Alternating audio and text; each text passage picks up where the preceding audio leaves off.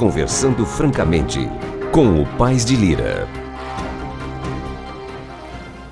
Olá, amigos. Estamos terminando mais uma semana de trabalho na Câmara dos Deputados, uma semana pouco produtiva. Não houve quórum para deliberação alguma em plenário, nada foi votado. Mesmo a Comissão de Seguridade Social e Família, de que faço parte, não se reuniu por falta de quórum. Comissão de Segurança Pública e Combate ao Crime Organizado não teve reunião por falta de quórum, e até mesmo a Comissão de Constituição e Justiça, na quinta-feira, não conseguiu quórum para funcionamento. Isso se deveu à Copa do Mundo, se deveu ao fato de que houve convenções de muitos partidos nos estados nos últimos dias do prazo, o último dia do prazo, dia 30, e houve convenções nos dias 29 e 30 de junho. Na verdade, não houve quórum sequer para votar matéria de legislação ordinária e, consequentemente, muito menos de emenda constitucional. Nem se cogitou, portanto, de PEC 300 na ordem do dia, mas nós falaremos da PEC 300 mais ao final. Um ponto muito importante sobre o que quero lhes falar hoje, e a respeito do qual fiz um pronunciamento, é a posição política do meu partido nesse pleito eleitoral. Como sabem, o meu partido é o PTC, é o Partido Trabalhista Cristão. O PTC tem um estatuto conservador e o PTC se alia, como mostra a sua própria denominação, a causas que evidentemente se articulam com a doutrina cristã.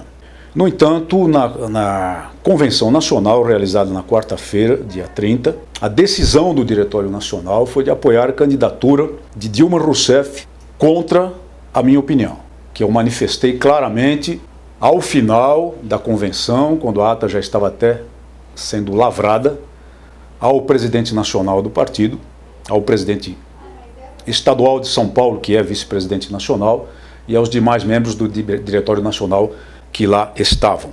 Argumentaram comigo que se trata de uma necessidade estratégica, política, porque o partido tem como foco principal nessa eleição obter apoio para eleger o maior número possível de deputados federais. Bem, meus amigos, se eu tiver de me eleger à custa desse apoio, não contem comigo.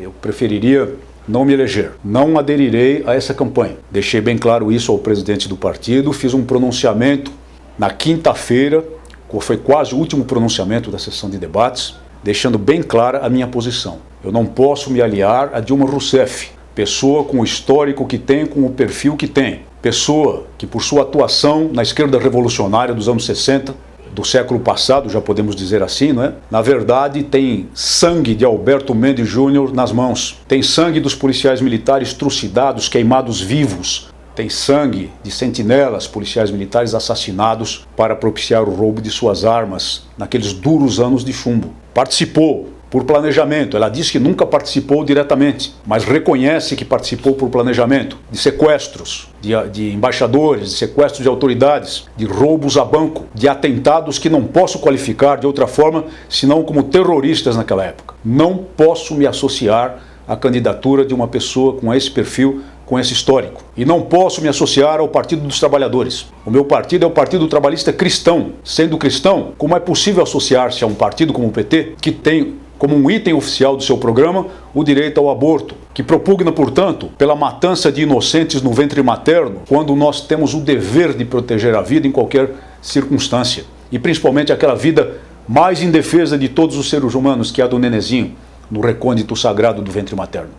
Um partido que tratou de expulsar dois bravos deputados, Luiz Bassuma e Henrique Afonso, por se atreverem a discordar da linha de defesa do aborto. Um partido que não permite a liberdade de expressão aos seus filiados e militantes. Um partido que tem uma face democrática, mas que pratica internamente uma verdadeira ditadura.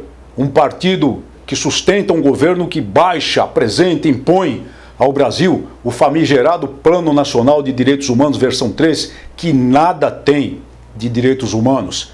E se trata, na verdade, de uma carta revolucionária que se tenta impor ao país, que se tenta impor aos brasileiros por decreto. Eu não posso me associar a essa linha política.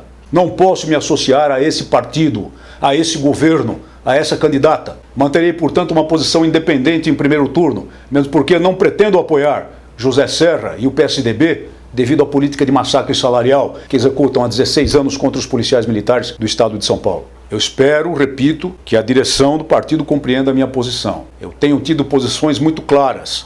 Jamais ficarei em cima do muro. Não é do meu feitio, todos me conhecem muito bem e aqueles que votaram em mim não deram os seus votos para que eu fosse mais um escondido, mais um frouxo, mais um em cima do muro. Fiquei até contente quando o partido, no plano estadual, acabou por decidir apoiar a candidatura do PP com o candidato Celso Russomano. Trata-se de um candidato jovem, com propostas interessantes e, entre outras coisas, um candidato que se propõe a ter como um ponto central do seu governo o cuidado com a segurança pública e que se propõe a cuidar com carinho da problemática salarial dos policiais. Isso me deixou contente, mas a decepção posterior, evidentemente, tem que ser verificada, analisada e cuidada sob o prisma político.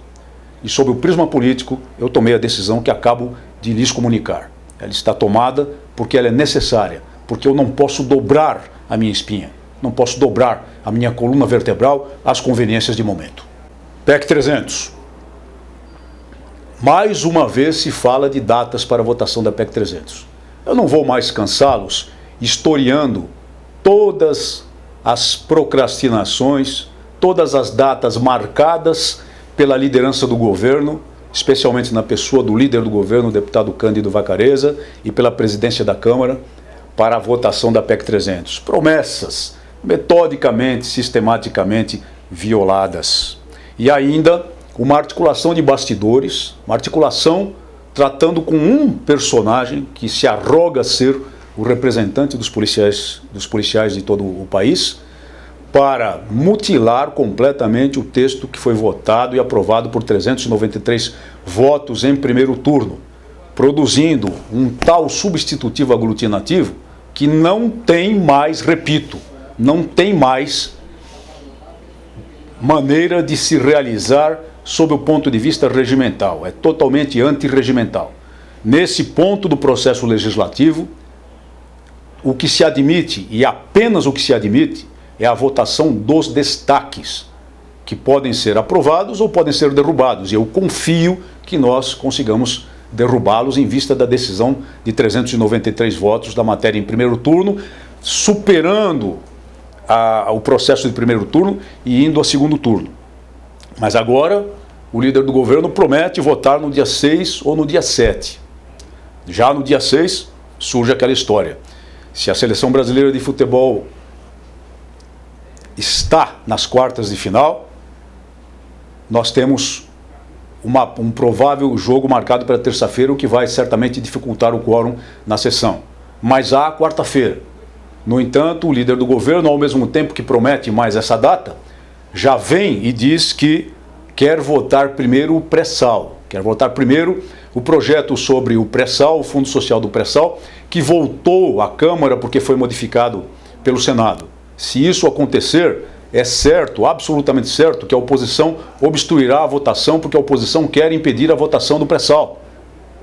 E se isso acontecer, a PEC 300 pode estar na ordem do dia, mas não adianta nada, porque não chegaremos à votação dela.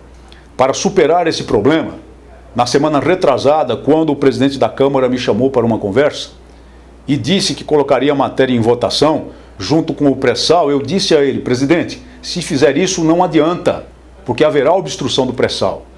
Então ele me disse: eu posso convocar 2 sessões extraordinárias, uma para o pré-sal e uma para a PEC 300. Aí sim, aí eu concordei com ele que seria viável se ele fizesse isso, porque derrubada uma sessão extraordinária do pré-sal, imediatamente pode-se convocar a próxima sessão extraordinária e votar a PEC 300. Mas não é isso que o líder do governo quer. Na verdade, é mais uma tentativa de melar o processo. Vamos usar essa expressão um pouquinho desagradável até, melar o processo. Eu não confio nessas pessoas mais, não confio. E eu tenho que dizer isso com toda clareza. Mas, de qualquer modo, se nós chegarmos a votar na quarta-feira, o que vão tentar fazer é nos empurrar goela abaixo o tal substitutivo aglutinativo totalmente desfigurativo que está sendo apresentado pela liderança do governo. E eu tenho de lhes dizer com toda franqueza, meus amigos, eu não vou me associar a isso, eu não vou me associar a esse suposto acordo que não existe. Eu vou denunciar a manobra, e vou denunciar a antirregimentalidade da manobra, exigindo que se vote o que tem que ser votado, os destaques. Essa é uma posição inabalável e eu assumo a responsabilidade de ser apontado, se for necessário, como alguém que dificulta o processo. Continuamos na luta e tenho certeza de que vamos aprovar a PEC 300, mas em condições de dignidade e não de concessão até da medula. Uma boa semana a todos.